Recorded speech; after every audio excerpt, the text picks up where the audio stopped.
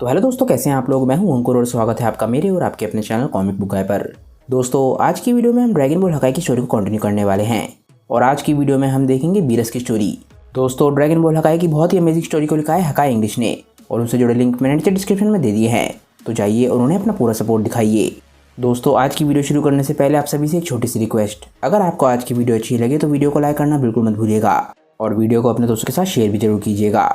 जिन लोगों ने अभी तक चैनल को सब्सक्राइब नहीं किया है वो चैनल को सब्सक्राइब कर लें ताकि उन्हें सारी की सारी वीडियोस टाइम टू टाइम मिलती रहें। तो चलिए दोस्तों, बिना देरी करे अपने वीडियो पर आते हैं। लास्ट वीडियो के एंड में हमने देखा था कि डिमोर्गस डीमन रैम को छोड़ के जाने में कामयाब हो जाता है, पर बीरस और चैंपा अभी भी वहाँ पर फंसे रह जाते हैं। इसके बाद हम सुप्रीम काय के प्लैनेट को देखते हैं। हम देखते हैं कि वहाँ पर सुप्रीम काय गाजा होते हैं और वो अपने स्टूडेंट को कुछ पढ़ा रहे होते हैं। गाजा अपने स्टूडेंट को बोलते हैं कि यूनिवर्स को स्टेबलाइज रखने के लिए लाइफ और डेथ दोनों की ज़रूरत है, क्योंकि यूनिवर्स में अगर ज़्यादा डेथ होंगी तो उससे यूनिवर्स खाली हो सकता है और ज़्यादा लाइफ होगी तो हो सकता है कि उससे हर जगह तबाही मचे। और ये साइकिल ऑलमोस्ट यूनिवर्स में हर जगह पर लागू है और इस लाइफ और डेथ की साइकिल से कोई भी नहीं बच सकता, भले ही वो कोई लाइफ फॉर्म हो या फिर जो सितारे हमें आसमान में दिखते हैं। चाहे वो स्टार्स कितने ही लाखों करोड़ों सालों तक जी लें, पर एक दिन उनकी मौत का समय ज़रूर आता है। तो जैसा कि मैंने तुम्हें पहले कहा, लाइफ और डेथ हर किसी के लिए ज़रूरी है ताकि यूनिवर्स में हर चीज़ स्टेबलाइज रह सके। गाजा का स्टूडेंट बोलता है कि अच्छा, इसीलिए यूनिवर्स में गॉड ऑफ क्रिएशंस और गॉड ऑफ डिस्ट्रक्शंस हैं, क्या मैंने सही कहा सर? सुप्रीम काय गाजा बोलते हैं कि हाँ, बिल्कुल सही कहा, और इन दोनों गॉड्स का एक साथ चलना भी बहुत ज़्यादा ज़रूरी है और सिर्फ इसी तरीके से उनका यूनिवर्स फल फूल सकता है। और इसी वजह से कायोशिन और हकाइशिन की ज़िंदगी बंधी हुई है ताकि वो एक दूसरे के रास्ते में आए बिना काम कर सकें, और अगर एक की ज़िंदगी ख़त्म होती है तो दूसरे की भी ज़िंदगी साथ साथ ख़त्म हो जाएगी। स्टूडेंट बोलता है अच्छा, यानी कि आप भी अपने यूनिवर्स के हकाइशिन के साथ मिलकर काम करते हैं? गाजा बोलता है हाँ, मैं और टैरन एक दूसरे की बहुत रिस्पेक्ट करते हैं और इसीलिए हम बहुत ही आसानी से साथ काम भी कर पाते हैं, और यही वजह है कि यूनिवर्स 7 सभी यूनिवर्सेस में सबसे ज़्यादा फल फूल रहा है। बुरी बात यह है कि दूसरे यूनिवर्सेस के गॉड इतने ज़्यादा सिंक में नहीं हैं, इसी वजह से वो उतने प्रॉस्पर नहीं कर पा रहे। स्टूडेंट पूछता है कि क्या दूसरे यूनिवर्सेस को आपसे जलन नहीं होती? गाजा बोलता है कि ज़रूर होती है, और ये एक ऐसा प्राइस है जो कि सक्सेस के लिए आपको चुकाना पड़ता है। तभी एकदम से गाजा को कुछ महसूस होता है। वो बोलता है कि ये क्या हो रहा है, मुझे एक बहुत ज़्यादा ईवल प्रेजेंस पूरे यूनिवर्स में फैलती हुई महसूस हो रही है।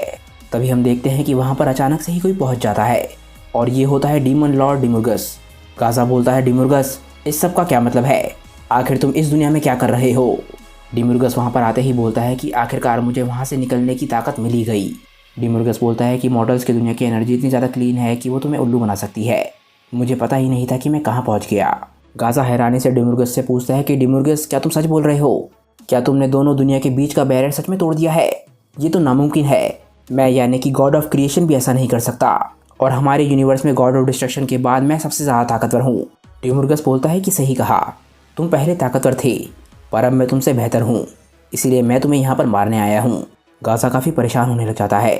वो बोलता है कि वो झूठ नहीं बोल रहा, उसकी बॉडी की शेप और ऑरा बिल्कुल बदल चुका है, वो पहले के मुकाबले काफ़ी ज़्यादा ताकतवर है, मैं उससे नहीं लड़ पाऊंगा, मुझे टैरन को बताना होगा।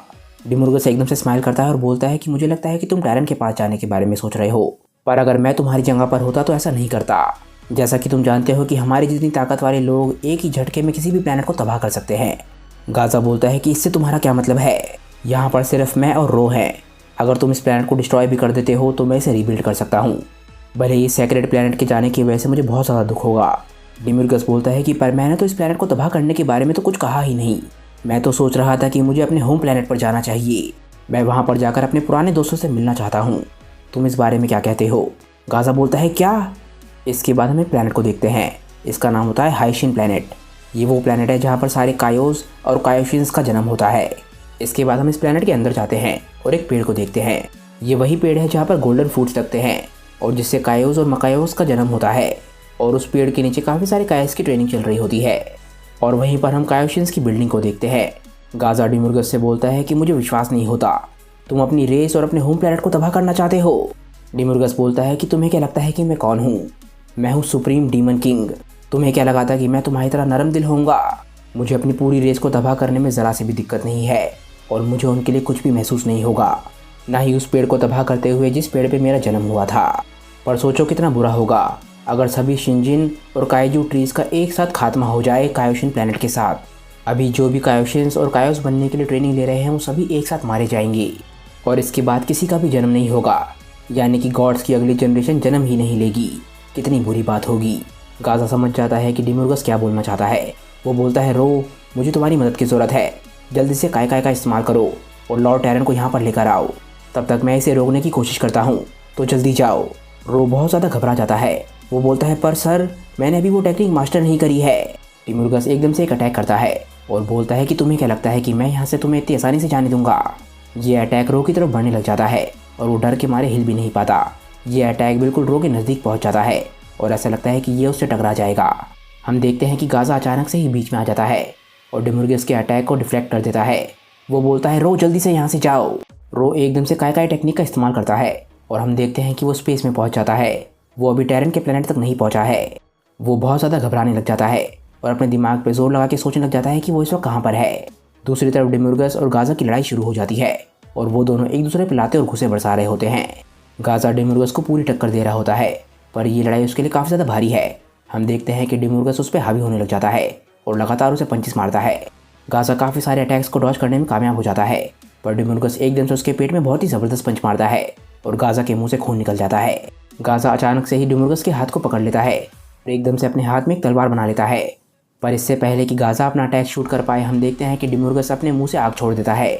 गाज़ा बिल्कुल हैरान रह जाता है और अगले ही पल हम देखते हैं कि वो चारों तरफ से आग में लिपटा हुआ होता है।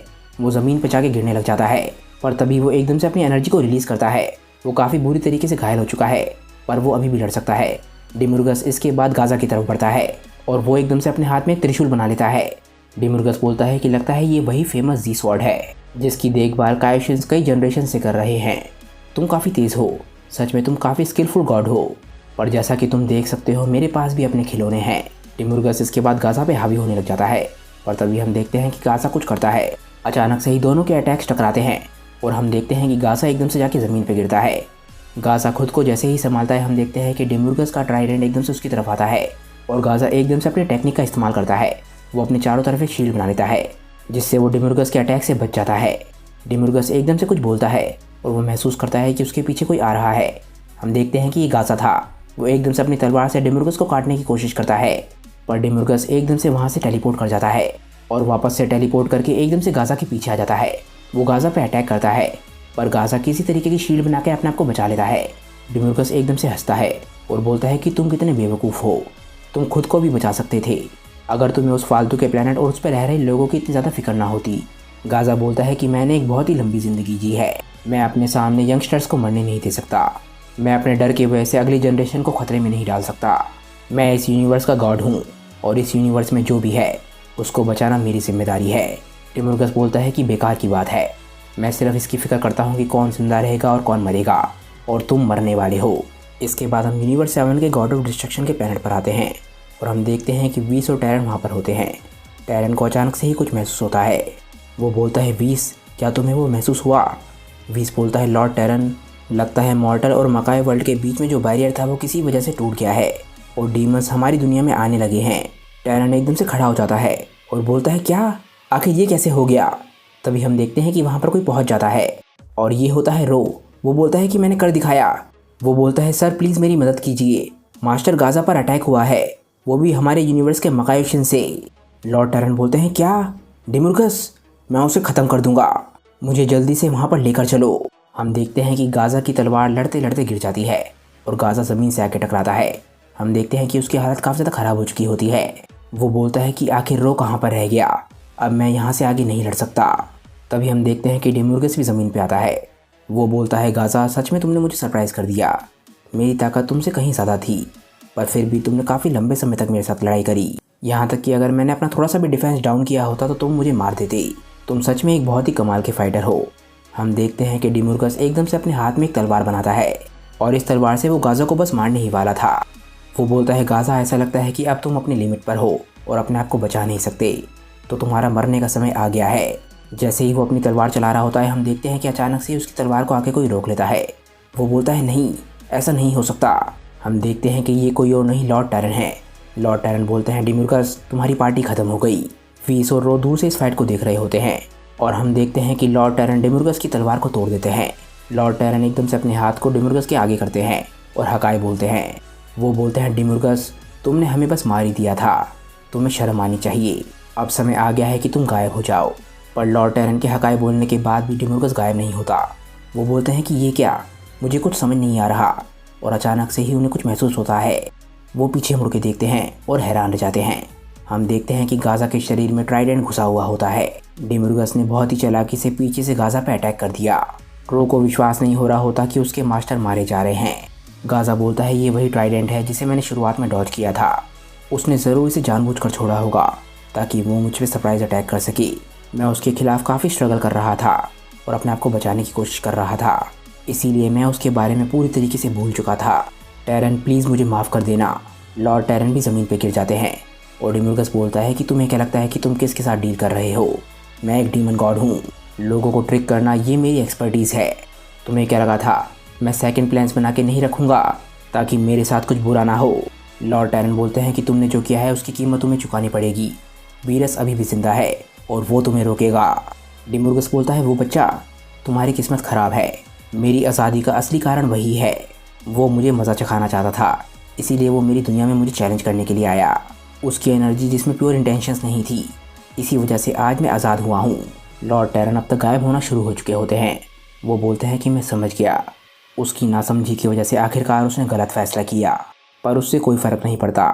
एक कारण है जिसकी वजह से मैंने उसे चूज़ किया था और वो कारण वो तुम्हें प्रूव करके रहेगा डेमियोर्गस। लॉर्ड टेरन बोलते हैं वीस मेरे लिए वीरस का ध्यान रखना। वीस बोलता है लॉर्ड टेरन वो आप मुझ पे छोड़ सकते हैं। कुछ ही देर बाद हम देखते हैं कि लॉर्ड गाजा और लॉर्ड टेरन दोनों एक साथ गायब हो जाते हैं। दूसरी तरफ डेमियोर्गस हंस रहा होता है और हम देखते हैं कि रो की आंखों में आंसू होते हैं। वीस भी लॉर्ड टेरन की मौत से हल्का सा निराश होता है। और इसके बाद हम मकाई वर्ल्ड को देखते हैं। हम देखते हैं कि वीरस वहाँ पे खड़ा होता है और चैंपा अभी भी बेहोश होता है। वीरस के चारों तरफ काफ़ी सारे डीमंस होते हैं जिन्हें वीरस हरा चुका होता है। वीरस बहुत ज़्यादा थका हुआ था। वो बोलता है कि ये तो कभी ख़त्म ही नहीं होते, आखिर ये चैंपा कब जागेगा। वीरस इसके बाद काफ़ी दूर देखता है। वो देखता है कि काफ़ी सारे और डीमन उसकी तरफ आ रहे हैं। वीरस बोलता है कि लगता है मेरे पास अभी कोई चारा नहीं रह गया है।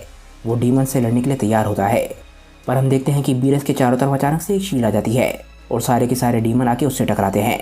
वीरस बिल्कुल हैरान रह जाता है। वो बोलता है वीस आप यहाँ क्या कर रहे हैं।